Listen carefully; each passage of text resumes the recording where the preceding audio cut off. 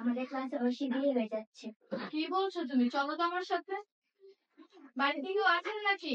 জি আছি। আপনারা কে? আমি ঐশীর টিচার। আপনি বলে আপনি বলে ঐশীকে বিয়ে দিয়ে দিচ্ছেন? জি বিয়ে দিয়ে দিচ্ছি। কেন? ভালো ছেলে পেয়েছি তার জন্য বিয়ে দিয়ে দিচ্ছি। আপনি কি জানেন না যে 18 বছরের আগে মেয়েদের বিয়ে দেওয়া আইনত অপরাধ? আমি জেনে কি করবো? সংসার আমার, তার জন্য আমি বিয়ে দিয়ে দিচ্ছি। আচ্ছা, আপনি তাহলে বিয়ে দেন, আমি পুলিশ কিনে এসে। ঐশী চলো। দাঁড়ান দাঁড়ান দাঁড়ান দাঁড়ান।